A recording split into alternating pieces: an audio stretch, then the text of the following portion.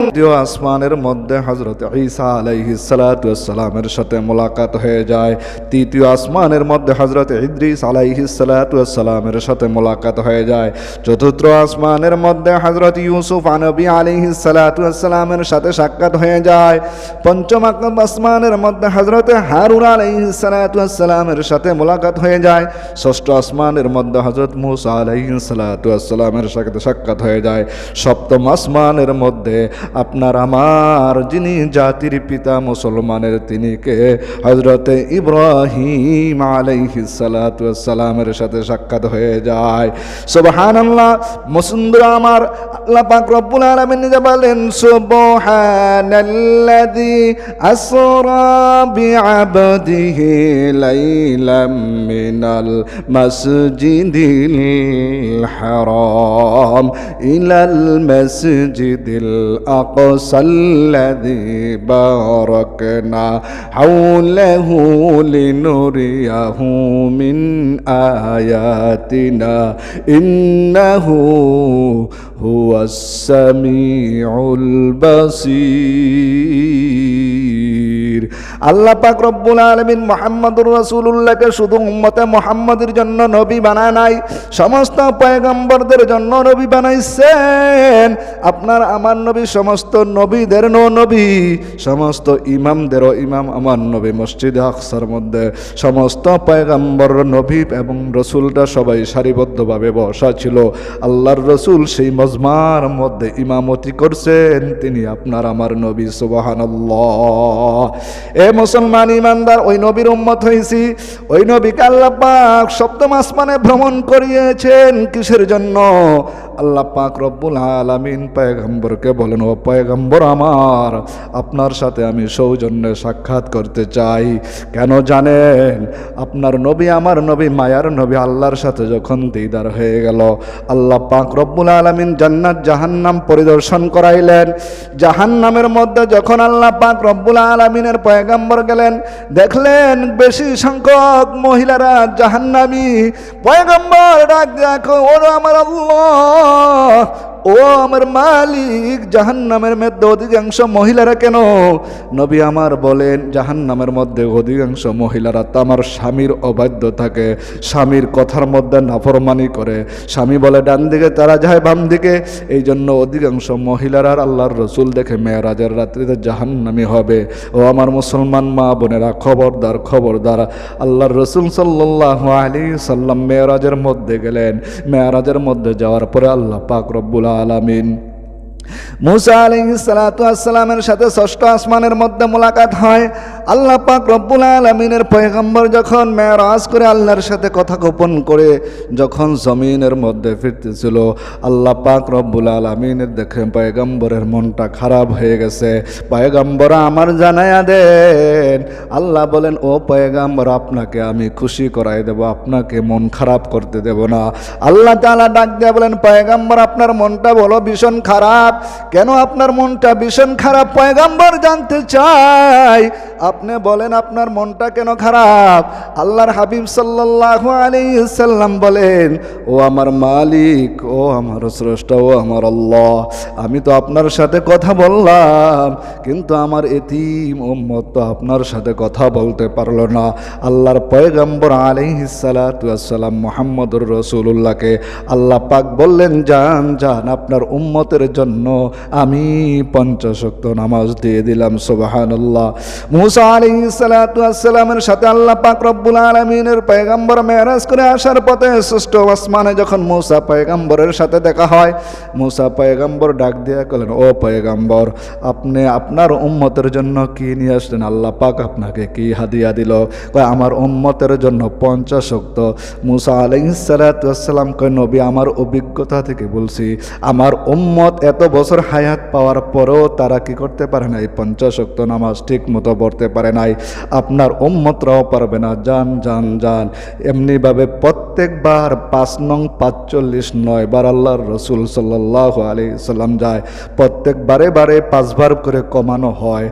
এরপরে 5 ওয়াক্ত নামাজ নিয়ে যখন আল্লাহর রসুল ফিরে, মুসা পয়গম্বর কয়, ও পয়গম্বর, আমার নবী, আপনার নবী, দুজাহানের নবীকে মুহাম্মদুর রাসূলুল্লাহকে মুসা নবী বলেন, আমার উম্মত 5 ওয়াক্ত পারে না, আপনার উম্মতরাও পারবে না, তারা অল্প কিছু হায়াত পাবে। আল্লাহর পয়গম্বর আল্লাহর কাছে বলে, আল্লাহ, আমার উম্মত নাকি 5 ওয়াক্ত পারবে না। আল্লাহ বলেন, আমি এইটা আপনার জন্য সিলেক্ট করে দিলাম, আপনি শুনেন ও নবী, আপনাকে আমি বেজার করতে চাই না। আল্লাহ পাক রব্বুল আলামিন পয়গম্বরকে খুশি করার জন্য আল্লাহ পাক বলে দিলেন, আপনাকে আমি বেজার করতে চাই না, আপনার উম্মতকে খুশি করতে চাই, আপনাকে খুশি করতে চাই। আল্লাহ পাক রব্বুল আলামিন, পয়গম্বর আমার, আপনার উম্মত যদি দৈনিক 5 ওয়াক্ত নামাজ জামাতের সাথে পড়ে, আমি আল্লাহ তাকে 50 ওয়াক্ত নামাজের সওয়াব লিখে দেব। সুবহানাল্লাহ। মুকুন চৌসতি নামাজে পাঞ্জি গানা, ফাওয়াইলুল লিল মুসাল্লিন আল্লাযিনা। এজন্য মুসলমান ইমানদার, এই মেরাজের শিক্ষা রজব মাসে আল্লাহ পাক রব্বুল আলামিন আল্লাহর পয়গম্বরকে মেরাজের মধ্যে নিয়ে গেছেন। মেরাজের মধ্যে গিয়ে আল্লাহ পাক জমিনের মধ্যে রাসূল আমার আসিয়া বলেন, আসসালাতু মেরাজুল মুমিনিন, আমার মেরাজ যেমন আল্লাহর সাথে হয়েছে, ও মুমিন মুসলমান আমার উম্মতেরা শুনে নাও, তোমরা যদি দৈনিক 5 বার সিজদা দাও, তাহলে আমার আল্লাহর কুদরতি ভাবে তোমাদের সাথে মেরাজ হয়ে যাবে। সুবহানাল্লাহ। এজন্য মুসলমান ইমানদার, মুসলমান ইমান নামাজ ছাড়ে না, বেঈমান নামাজ পড়ে না। এই জন্য নামাজ যদি পড়ে গোলাম, আল্লাহ পাক রব্বুল আলামিন তোমার এই দুনিয়াটাও সুন্দর করে দেবে, আখিরাতকেও আল্লাহ সুন্দর করে দেবে। দেখবেন যার নামাজ যত সুন্দর, তার চরিত্র তত সুন্দর। এই জন্য মহল্লার ভিতরে মসজিদের ইমাম সাহেবের নামাজ আর আপনার নামাজ কতটুকু ডিফারেন্স আপনি বুঝতে পারবেন। এই জন্য ভাই, আপনার পায়ে ধরে বলি, আপনার হাতে ধরে বলি, সময় থাকতে এখনো সময় আছে। কখন জানি মালাকুল মউত এসে যায়, আজরাইল আপনার আমার পিছনে সব সময় দাওয়া করে, গোলাপ এখনো সময় আছে। আল্লাহ পাক রব্বুল আলামিন আপনাকে হায়াত নামক একটা জীবন দিয়েছে। এই হায়াতের কদর যদি না করো, আমার আল্লাহর কাঠগড়ায় তোমাকে আসামি হতে হবে, ঠিক কিনা?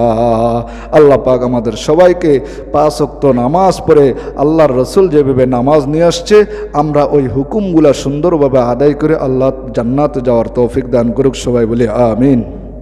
আলহামদুলিল্লাহ। আজকে পবিত্র জুমার দিন, আল্লাহ পাক আমাদের সবাইকে জুমার মসজিদে আসা এবং বসার সুযোগ করে দিলেন। ওই মহান মনিবের দরবারে উচ্চ আওয়াজে, মায়াবী কণ্ঠে, মধুর আওয়াজ দিয়ে কালিমাতুশ শুকর আদায় করি আলহামদুলিল্লাহ। লক্ষ কোটি সালাম নবী দু জাহানের বাদশাহ সরওয়ারে কায়নাত জনাবে মুহাম্মদ মুস্তাফা আহমদ মুস্তাফা সাল্লাল্লাহু আলাইহি ওয়াসাল্লাম। সম্মানিত উপস্থিত ও প্রিয় হাজরিন, আমাদের সামনে একটি বরকতময় মাস চলতেছে, রজব মাস। যেই মাসের মধ্যে আল্লাহ পাক রব্বুল আলামিন আল্লাহর রাসূলের একটি বিশেষ মুজিজা মেরাজকে সংগঠিত করিয়েছেন। আমরা ইনশাআল্লাহ এই মেরাজ উপলক্ষে সংক্ষিপ্ত আকারে জুমার নামাজে অল্প সময় আলোচনা করা হয়। এই অল্প সময়ের ভিতরে আপনাদেরকে বোঝানোর চেষ্টা করব। আল্লাহ পাক রব্বুল আলামিন সূরা বনী ইসরাঈলের মধ্যে প্রথম আয়াতে ইরশাদ করেন, সুবহানাল্লাযী আসরা বিআবদিহি লাইলান মিনাল মাসজিদিল হারাম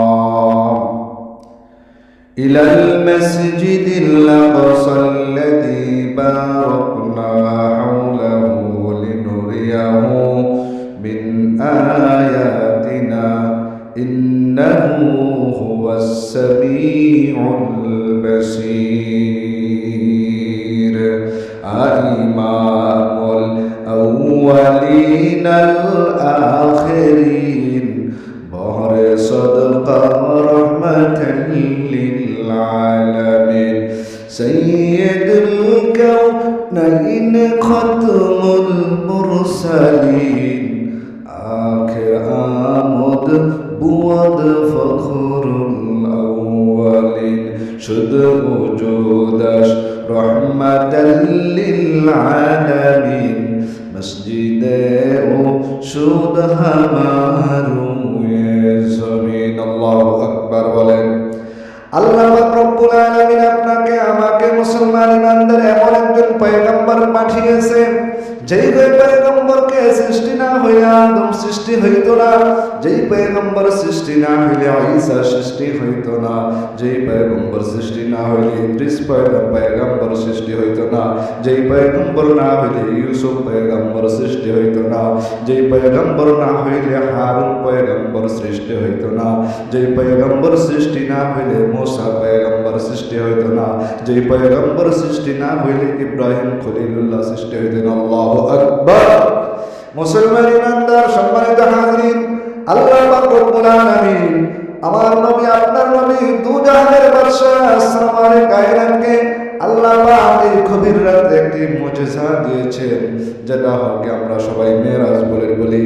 ইসরা একটা জিনিস, মেরাজ হলো একটা জিনিস। আল্লাহ পাক রব্বুল আলামিন আপনার হাবিব, আমার হাবিব আপনার নবী মুহাম্মদুর রাসূলুল্লাহকে আল্লাহ পাক রব্বুল আলামিন সাত আসমান পার করে সপ্তম আকাশের মধ্যে নিয়ে আল্লাহ পাক রব্বুল আলামিনের সাথে সরাসরি মোলাকাতের ব্যবস্থা করে। সুবহানাল্লাহ। মুসলমান ইমানদার এমন নবীর উম্মত হয়েছি যেই নবীকে আল্লাহ পাক আল্লাহর আরশের মধ্যে জায়গা করে দিয়েছেন।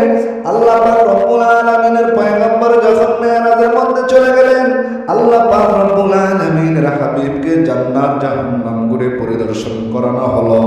সংক্ষেপে আপনাদের কাছে বলতে চাই, আল্লাহ রাসূল সাল্লাল্লাহু আলাইহি ওয়াসাল্লামকে যখন মেরাজের জন্য ঘুম থেকে ওঠানো হলো, আল্লাহ রাসূলের সিনাকে চেক করে সোনার পাত্রের মধ্যে ধৌত করে জমজমের পানিটা পরিষ্কার করে আল্লাহ পাক রব্বুল আলামিন প্রথম আসমানে যখন নিয়ে যায়, আদম আলাইহিস সালাতু ওয়াস সালামের সাথে মোলাকাত হয়ে যায়।